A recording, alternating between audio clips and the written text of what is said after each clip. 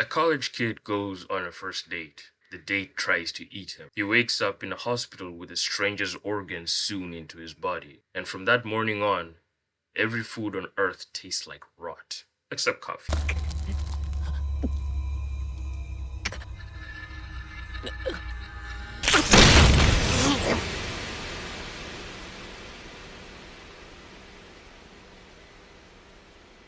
Different show.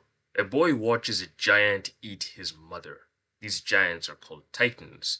He swears to wipe out every last one of them, and then he becomes one. Half ghoul, half titan, half kaiju, half devil, half curse, half demon. Once is a choice, twice is a coincidence. 50 straight years of it, that's an obsession.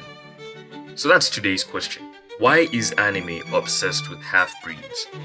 And look, you already have an answer in your head. Two perspectives, human side, monster side, cute. It's also wrong, or at least it's the answer they want you to stop at. This trope was built deliberately twice by two authors, and it was never just about monsters.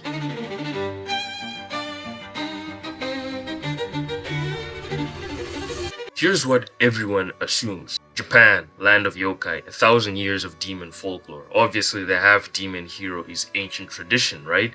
Anime is just recycling grandma's ghost stories. Except the Japanese word everyone now uses for half-demon, hanyu, barely existed before 1996. It was there, but it wasn't as prominent as it was from 1996.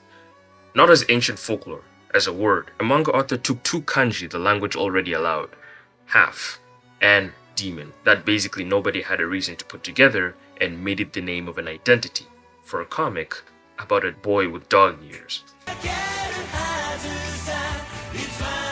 Which means the entire identity crisis, the I belong to neither world agony Kaneki cries about, the thing Eren gets chained in a dungeon for, isn't ancient mythology. It's kinda modern. Built twice by two different authors for two very specific reasons. The first build happened in 1972, and it was because of a war.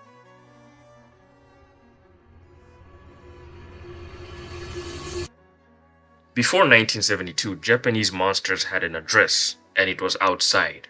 Godzilla comes out of the ocean, Ultraman's enemies fall from space, humans over here, monsters over there, and the wall between them is the whole point. Go Nagai looked at that wall and demolished it. Devilman, his whole idea fits in one sentence, and it should sound very familiar. To fight the monster, you must become the monster and keep your human heart. Akira Fudo merges with one of the strongest demons there is, but his heart's too pure to be swallowed. So he keeps the empathy and gains the claws.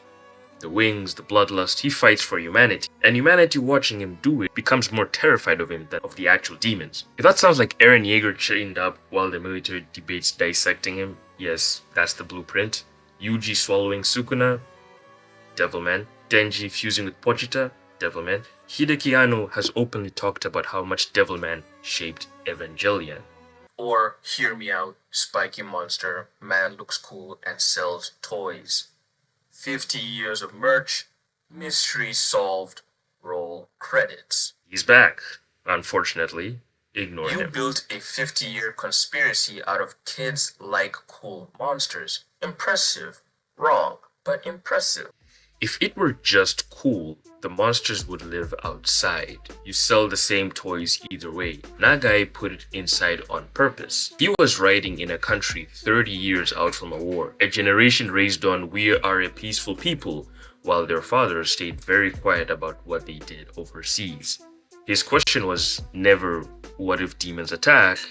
It was, what if the demon is already in us and always was? That's not just a cool character design. That's how you connect with the audience of the time. So hold on to that, because it's the first of three answers, and the cleanest one. Answer 1. The monster was never the invader. The monster was us. The piece was just the paint.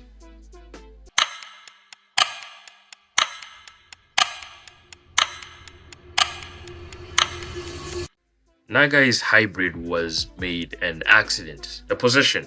Takahashi asked a crueler question: what if you were born this way? You know you're gonna die! Inuyasha is a half-dog demon, half-human. Demons want him dead for the crime of filthy human blood. Humans throw stones because he's a monster. He isn't torn between two homes. And she rigged his biology to guarantee it. Every new moon, the demon half switches off and is a helpless human. Push him to the edge of death, and the demon blood takes the wheel. He becomes a mindless killing thing that can't tell friend from enemy. Too weak for one word, too dangerous for the other on a timer. Jump 15 years. The college kid in Tokyo stares at food he can't eat, realizing he's too monstrous to live with humans and too humans to survive among ghouls, at least in the first season. Tokyoghoul didn't invent Kaneki's breakdown, it inherited it. That's the Hanyo crisis. Japan in the 90s, one of the most homogeneous societies on earth, was having a very loud conversation about hafu. Half Japanese, half foreign kids, stuck between two words and fully claimed by neither. Whether she meant it or not, I'm not saying that she explicitly wrote it because of this. She took that exact loneliness, gave it dog ears, and made millions of readers feel it. And notice how different this fear is from Nagai's. His monster asked, "What am I?" Hers asks something lonelier, "Will anyone ever let me in?" That's answer 2. The half-breed isn't only a monster you're scared of becoming, it's a person no one will claim. One's a confession, the other's an eviction notice. Fine. 2 authors, 2 traumas. That was 50 years ago.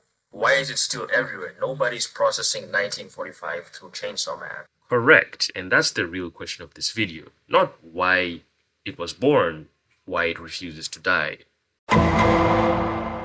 Because somewhere along the way, the half-breed stopped being about Japan and started being about being 15. Think about that. What actually happens to these characters? Their body changes against their will overnight. They get hit with urges they never asked for and can't fully control. They hide what they are from parents, from friends, terrified of the day someone sees the real thing. If puberty had a monster form, this is it. An anime's core audience is living it in real time. And structurally, the half-breed solves the oldest problem in action writing. A weak hero is boring because he loses. A god hero is boring because he can't. But a hybrid carries villain-grade power wired to a human fuse.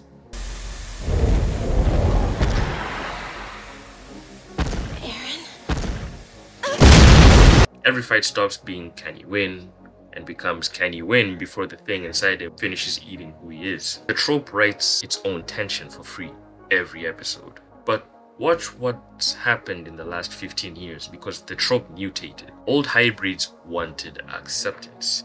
Inuyasha knows exactly who he is, the world just won't have him. The story ends, warm, a found family, a place to belong. Modern hybrids fear something worse than rejection, erasure. Kafka's heart was literally replaced by a kaiju core, and every time he transforms, a little more of his body becomes kaiju permanently. The fear moved from "no one will love me," "I am disappeared."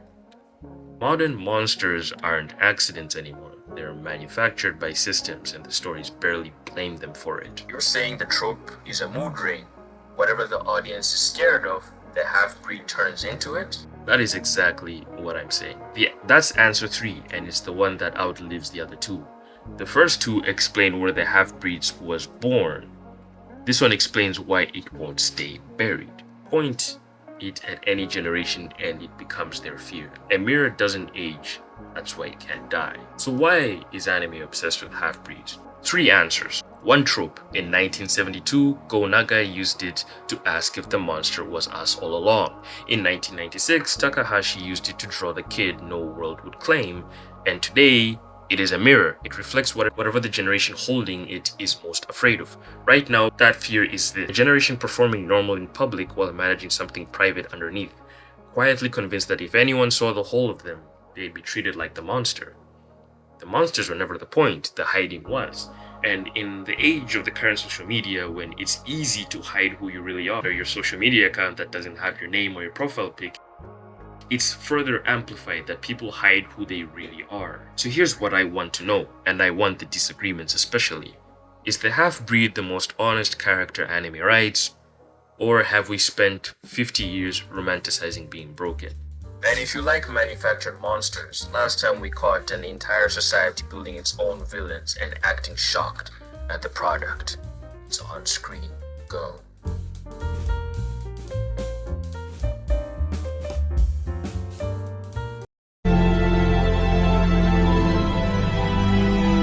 Go back! I want to be monkey!